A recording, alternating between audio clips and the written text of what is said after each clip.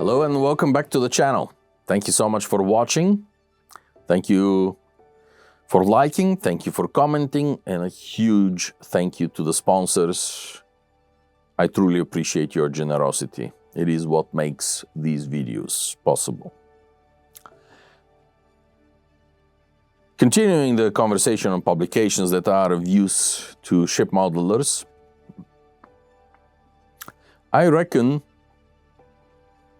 that among the journals, the one published by the Nautical Archaeological Society, it is a Britain-based organization, although it has branches pretty much all over the world, except in the United States, as far as I'm aware. It is a society that aims to teach and educate the general public and the diving community about the importance of maritime archaeology, the importance of shipwrecks, and the protection of shipwrecks, particularly. So basically, they're trying to persuade vocational divers not to destroy whatever they find on the bottom. It teaches some elementary skills that are useful and good, from documenting anchors through documenting cannon, mapping sites, etc. So it definitely does very good work and deserves support and respect.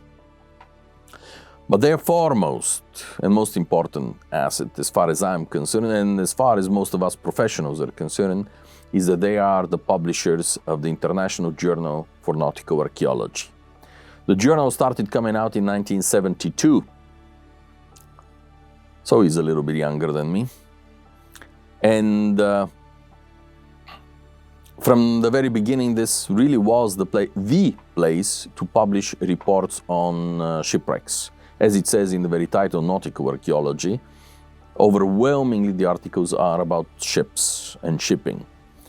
And again, the early issues were more interested in methodology and development of methodology, although some interesting reports were also published there.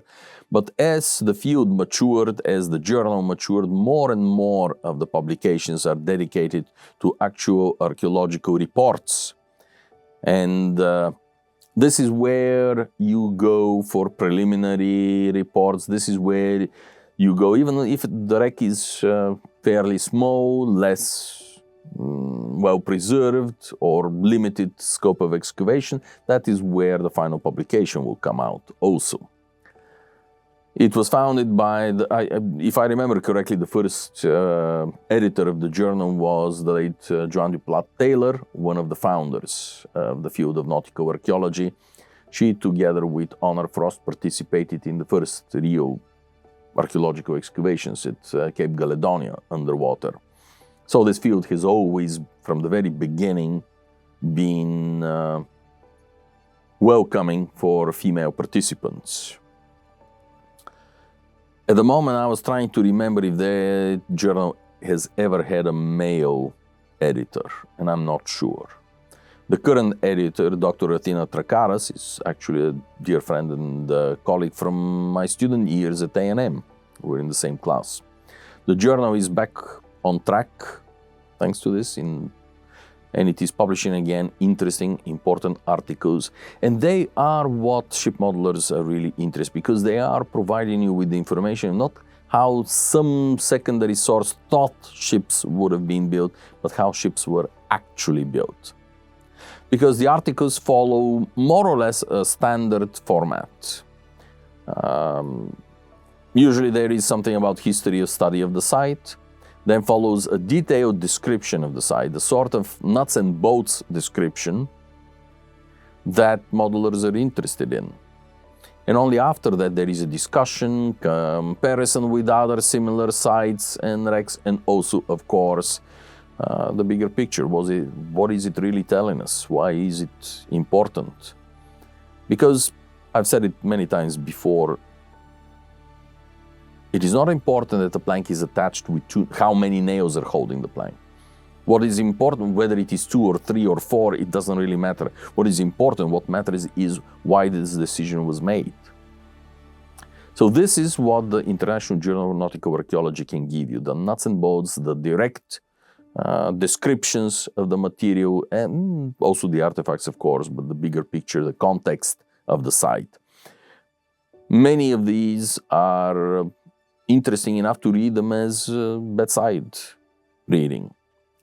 It used to be coming in 6 issues, then it was decreased to 4 issues, and lately it is coming in 2 issues per year. Unfortunately, I do not have a hard copy to show you, because unfortunately, the cost is rather high, and quite frankly, I can't afford to spend $160 to $200 for subscription to it per annum.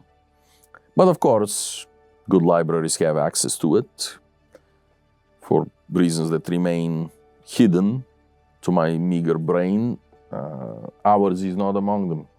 Our library, the research library, does not subscribe to IJNA. Go figure. For many years, IJNA has been the flagship of our field and really remains this. This is the first place to go to. If you're studying a specific site, a specific vessel, that's the place to go to publish it. It has the greatest circulation. It is the most widely read. It is not, however, the only maritime archaeological journal. Many years now ago, Professor Jonathan Adams founded a second journal, and that is the Journal of Maritime Archaeology. It was supposed to be a bit more general. He did not intend it to compete to be another version of IJNA. He intended to be a completely different journal. The original plan was to be the venue for publishing the broader analysis, more analytical rather than descriptive articles. That is to say, this is where you would go to publish what you have learned from studying, let's say, the dozen Ottoman wrecks that I have studied. This would be the journal where you're going to publish general analysis of development of Byzantine shipbuilding based on numerous already published sites. And while he was editor-in-chief, the journal pretty much followed this tradition. In later days, editors are limited by what is sent to them. So in later days, although they still are publishing such articles, and sometimes IJNA is publishing this type of articles too.